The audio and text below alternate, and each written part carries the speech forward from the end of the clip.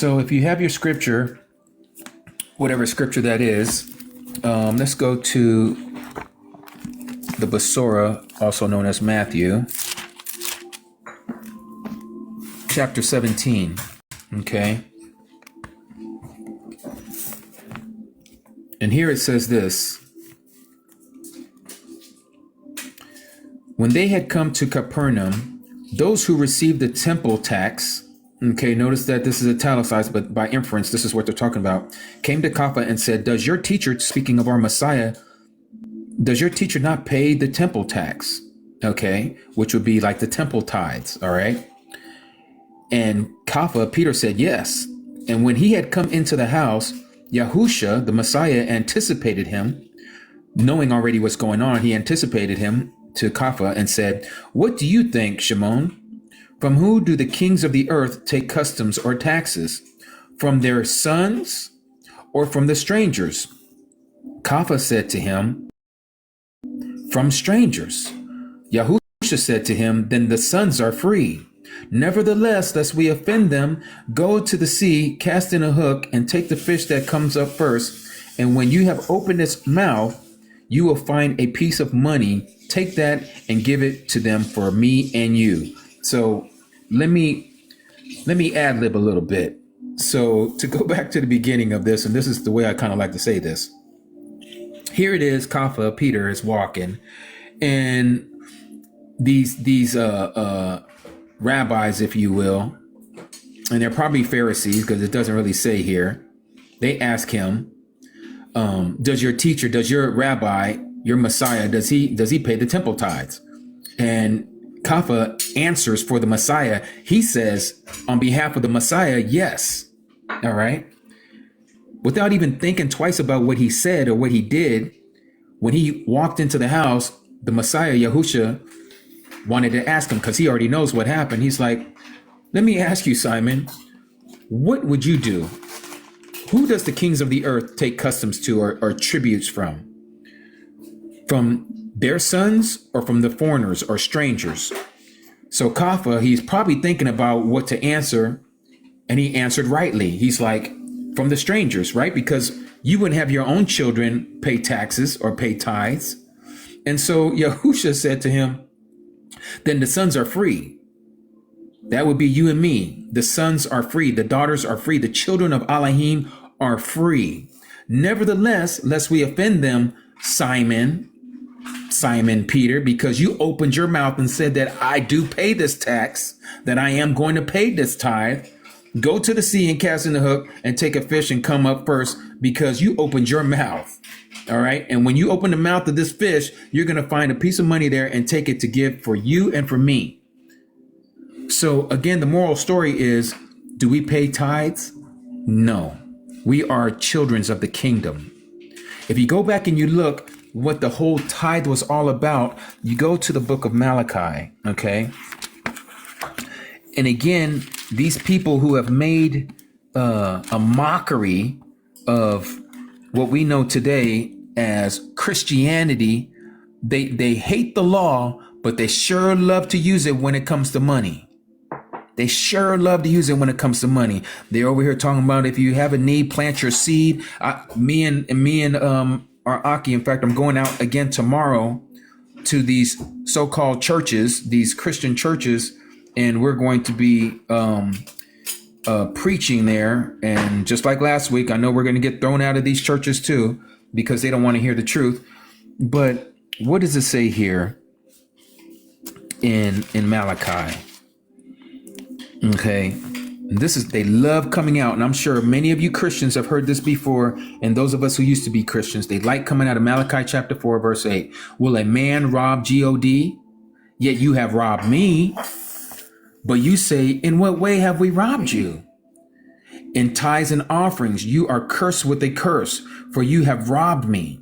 Now, these pastors and preachers and teachers and evangelists that come to all these churches, they like to throw this in your face to make you guilty, to make you feel guilty, like you robbed God. You're holding back what you know you're supposed to give to him. They want you to open up your pocketbook and your purse, and they want that money. They ain't giving it to the mighty one. They keeping it for themselves so they can buy their Benzes and have their Rolexes and all this other mess. But let's continue. For you have robbed me, even this whole nation. Bring all the tithes, and this is what this is where they stop. They don't go to verse 10. Bring all the tithes into the storehouse, that there may be food in my house, and try me now in this, says the Master Yahuwah. Okay, they say the Lord of hosts. This is Yahuwah Sabaoth. If I will not open for you the windows of heaven, this is the part that they like to use as well. See if I don't open up the windows of heaven for you and pour out for such a blessing that there will not be enough room to receive it. Oh, they get us Christians, when I used to be a Christian, with this so tough. They make it seem like your cup is going to overfill and you ain't going to have enough to bring it all in.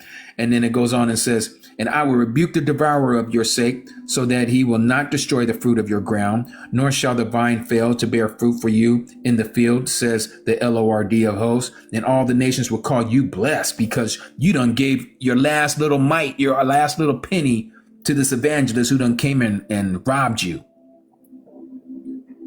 And says, and for you will be a delightful land, says Yahuwah Sabaoth. So again, to answer your question, Lin Shu, you are not to pay tithes, okay? Do not allow those pimps in those churches pimp you any longer. They are pimping the flock. They are taking your wool, which is your money, and you symbolically meaning you are a sheep, and they are shaving your wool and taking it to the marketplace, and they're cashing it in. And they leave you naked and destitute, and you can't even pay for your own bills because you done gave it to him and he's living lavishly with him and his family.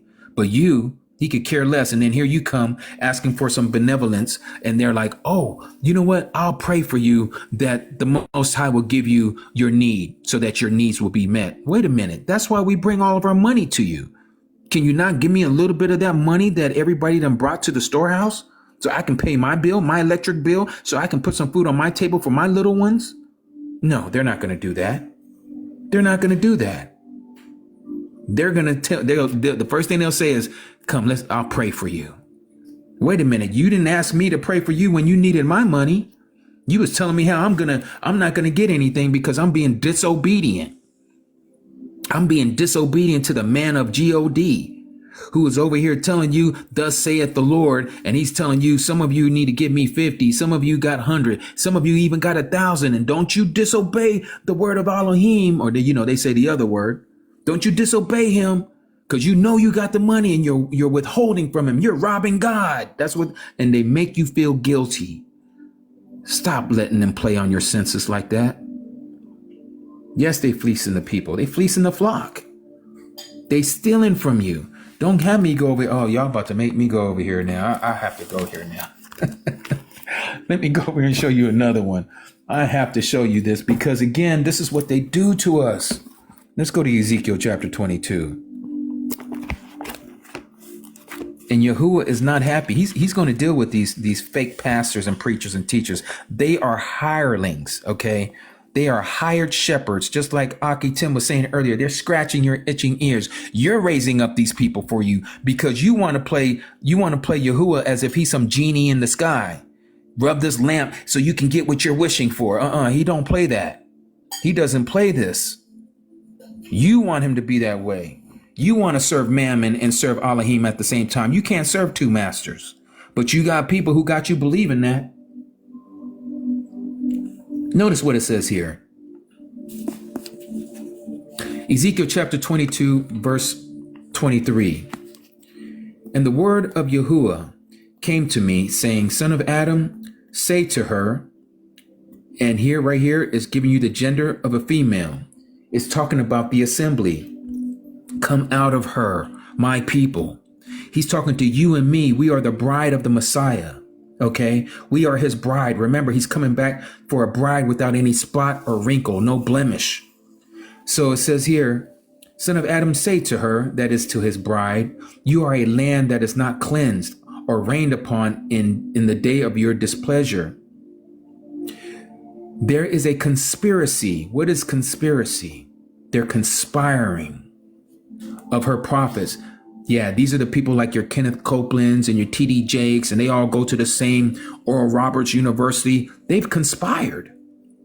They're teaching this, and they're teaching other pastors and preachers, and they're coming up in this same prosperity message doctrine that's going on with all these other ones that are doing the same thing. There's a conspiracy of her prophets, of the bride's prophets, in her midst, in the bride's midst, like a roaring lion tearing the prey. Remember, we're the sheep. They're the wolves. Okay, they're coming to us in sheep's clothing, but inside they're ravenous wolves. Like a roaring lion tearing the prey. They have devoured life. They've destroyed people's lives with this prosperity message. They have taken wealth. You see that? They've taken your tithes, your offering, and precious matters. There's people that are giving away houses and here's my car, Pastor, do what you want because I'm being obedient. They have made many widows in her midst. Her priest, again, her meaning the bride, her priests have done violence to my teaching. What teaching is that? The law, the Torah. And they profane my set apart matters. What set apart matters? Everything that he has taught us to make sure that we know the difference between right and wrong. They profaned it. They're like, oh, don't worry about that. All that's been done away with. The law has been done away with. They have not distinguished between the set apart and profane, what is clean and what is not clean. Nor have they made known the difference between the unclean and the clean. And they have hidden their eyes from my Sabbaths, purposely hiding their eyes from his truth. They don't want to keep the Sabbath. No, we're going to come together on what is called Sunday. Resurrection Sunday, as if every Sunday is the resurrection day. Come on now. Any of you who know the calendar know that every Sunday is not the day. That's like you saying that you was born on a Monday and now every Monday is your birthday. Every Monday. Does that make sense? But you can't tell none of you Christians none of that because your heart gets hurt. You don't want your feelings get hurt. You don't want to hear it. But that's what they're teaching you. And you can't see the cloud and the mist that's all in front of you. Just like they say, you can't see the forest from the trees. And so it says, they have hidden their eyes from his Sabbaths, and I am profaned in their midst. They have profaned Yahuwah. They have disrespected him. They've changed his name. They call him Baal. You call him Lord. You profaned him right in your midst. And her leaders in her midst are like wolves tearing the prey. Again, we're the sheep and they're the wolves. To shed blood and to destroy lives. How are they destroying lives? They're taking every last bit of your money. Because you over here trying to use the mighty one as a genie in the sky. And to get greedy gain. And her prophets have coated them with whitewash, seeing a false vision and divining a lie for them, saying, thus says the Master Yahuwah, when Yahuwah had said nothing. He ain't spoken not a word. And what do they do every time? Here it is, Paula White, who President Trump has put in front of this faith initiative thing that's going on. And here she talking about everywhere I stand, that God is going to be right there. He has made this a holy spot where I'm standing. This woman is talking blasphemy. She's talking blasphemy. And yet you have all these evangelicals who have voted for President Trump thinking that everything he's doing is touching the gold like he's got the Midas touch. And guess what it says in the book of Daniel? Yah says he is going to allow that person and all the stuff that he does, he's going to allow him to flourish. All the things that he do, he's going to allow that man to flourish. That's what we're seeing happening right now in this land. And you best believe that Yahuwah is getting ready to judge this nation like he's never judged any nation on the history of man ever. Because this land has put his people to the test. And Yahuwah is angry. He's not going to keep silent too long. He's about to act for his people. And those of you who used to be Gentile, he's acting on your behalf as well. Because you are now part of Israel. You're part of the commonwealth of Israel. Commonwealth, meaning that we all have the same. Everyone else who don't believe, watch out, because the wrath of Yah is coming upon you, because you think that his law is to be played with. You think that it's so easy that you can just put it aside. This is why you have these leaders that are doing what they're doing in your midst. And yet he still calls you his people. Come out of her, my people. But you won't listen. You won't hearken to the shepherd, because the true sheep know the shepherd's voice, and they're going to leave them places. They're going to come out of those things like Joseph ran away from Potiphar's wife. You can have my cloak. I'm out of here. I'm out. All you're going to see is the backside of me running out them doors. But some of you don't want to do that. You want to stay in. You think that Christianity is the truth, and Christianity is a lie. That's not what the Messiah came and taught. That's what Roman Catholic teaching, that's what it's giving you. It's a Roman religion with a Greek deity named Jesus. Aki, you want to say something? Oh, he might have walked away from. Oh, there you are. No, I'm here. I was trying to get it off mute. No, I mean, everything's, again, on point. I was waiting for you to say the United Snakes of America. I was waiting for that. But yeah, I mean, the Most High is definitely going to judge this nation. And my heart goes out to those that are under that strong delusion, because it's just like, it's going to be a lot of people that we love, a lot of people that, we have tried to plant seeds, that we have shared the truth with, and it's going to be sad. It's almost like you had brought this up briefly earlier. Those that believe in that pre-tribulation rapture, their faith is going to be utterly destroyed when the tribulation is upon us and we're in the thick of it, and they're still here. And they've been taught that, oh, I would have been, I'm supposed to be raptured out of here. What happened? Right. And when the Messiah comes back, he says he's coming back to divide. A mother from a daughter, a father from a son. And it's going to be a lot of people that we love, that when this nation is judged, because they're under that delusion and because they're not a part of, Yasharel, it's going to be sad. And the Bible tells us that 2/3 of Yasharel is going to perish. That's right. So, yeah. Yes. In fact, 2/3 of all mankind is going to perish at that. Yeah. Yeah. There's going to be a lot on that day. There's a passage that I'm looking for and I'm not seeing at this moment. But notice this passage here, and I'm going to start in Ezekiel chapter 20. Starting at verse 11, notice this. Notice how many times we see this word about the Shabbat. And here it is. Today is Shabbat right now. And in verse 12, it says this, and I also gave them my Shabbat to be a sign. Notice that, to be a sign between them and me, to know that I am Yahuwah who sets them apart. But the house of Yasharah rebelled against me in the wilderness. They did not walk in my laws. They rejected my right rulings. They rejected it. Which if a man does, he shall live by them. And they greatly profaned my Shabbats. Then I said I would pour out my wrath on them in the wilderness to consume them. But I acted for my name's sake, not to profane it before the Gentiles or before the nations, before whose eyes I had brought them out. And I myself also lifted my hand in an oath to them in the wilderness, not to bring them into the land which I had given them, flowing with milk and honey, with splendor of all lands, because they rejected my right rulings and did not walk in my laws. And they profaned my Sabbath, for their heart went after their idols. Their heart went after their idols. And he says, and my eye pardoned them from destroying them. And I did not make an end of them in the wilderness.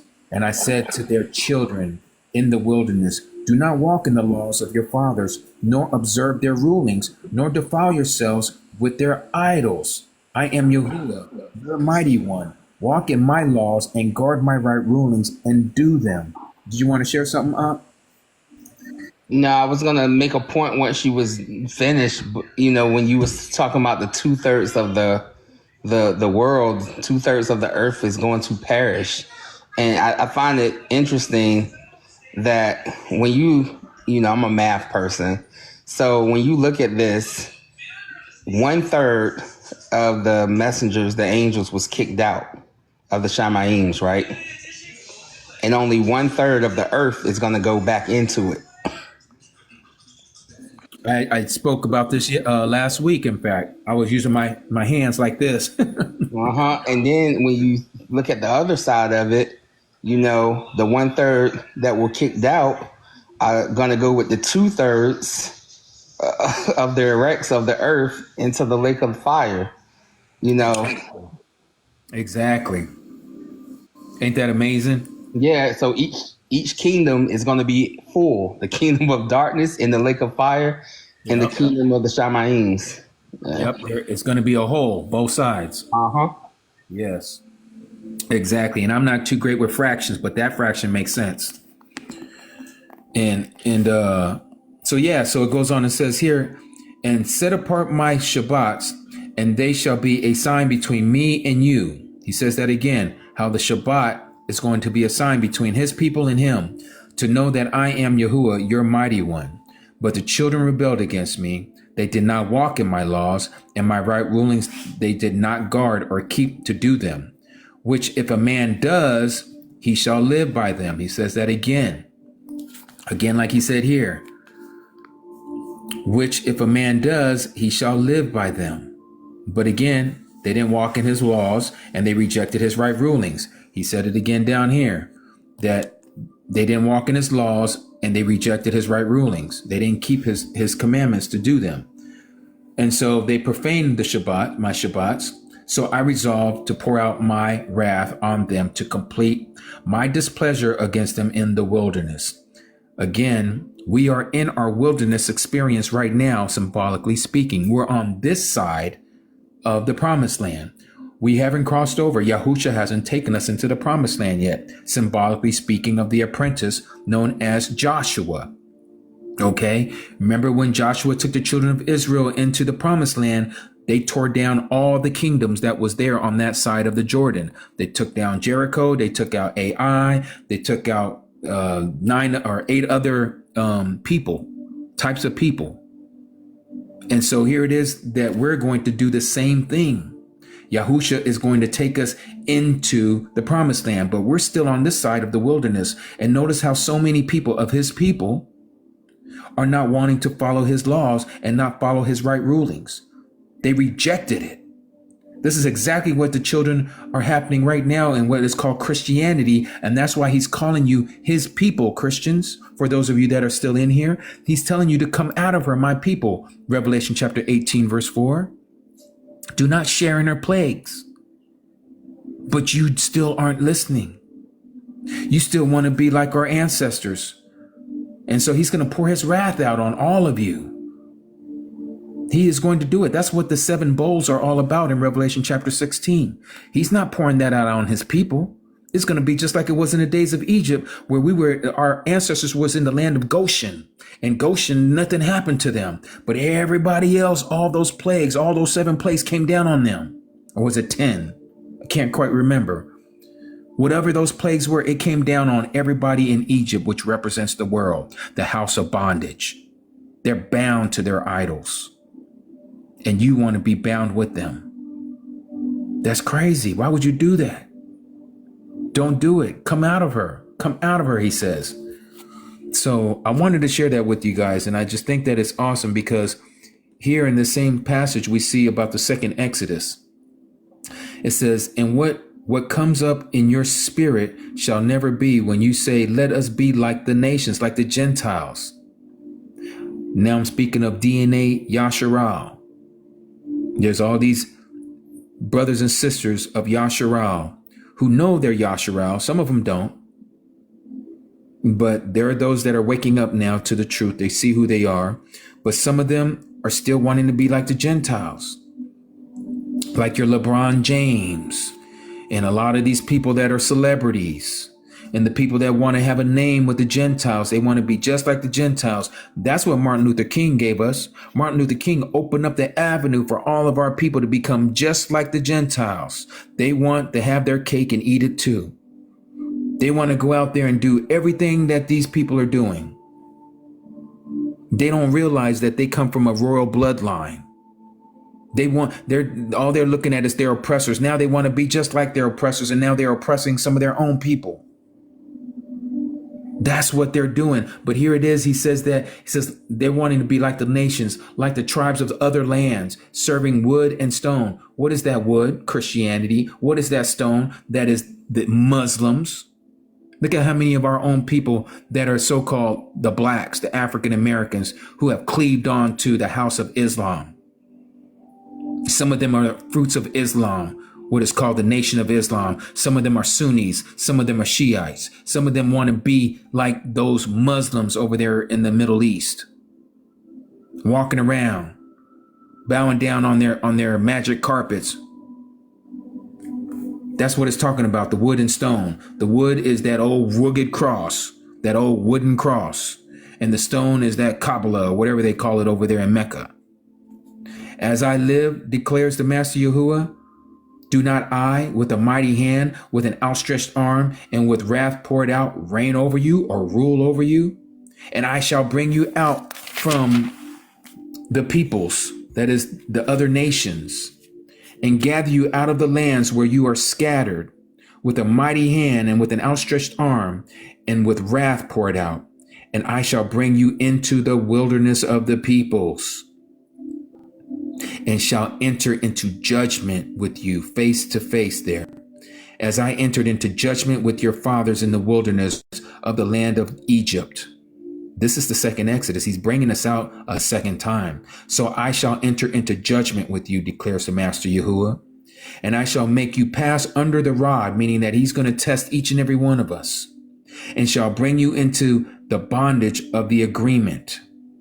He's going to see if you're going to hold to your part of the bargain that he swore to our forefathers, and that we swore to him that we were going to keep, that came out of the mouth of Moses. We don't want to hear his voice, Moses, but whatever he tells you, you bring it to us and we'll do it. That's what our ancestors said. And we agreed to that. So he's going to bring us back under that bondage. He's going to bring us back to that bond that we agreed with them. And purge the rebels, that is those who do not want to obey. He's going to purge the rebels from among us, and those who transgress against me. What is transgression? That is sin. Transgress against the law. That is sin. And so he says, from the land where they sojourn, which we are in our captivity right now, I bring them out, but they shall not come into the land of Yasharal. Nope, not yet. No, because he's got to cleanse us. He's got to let us know what's happening. So he says here, and you shall know that I am Yahuwah. So he's going to deal with each one of us. As he speaks to a man, he says he's going to speak to us like a man speaks to another man. He's going to speak to us face to face. He's not playing. He is not playing with us. But yet we love all these material and the stuff that we get in this world. We don't want to know this truth.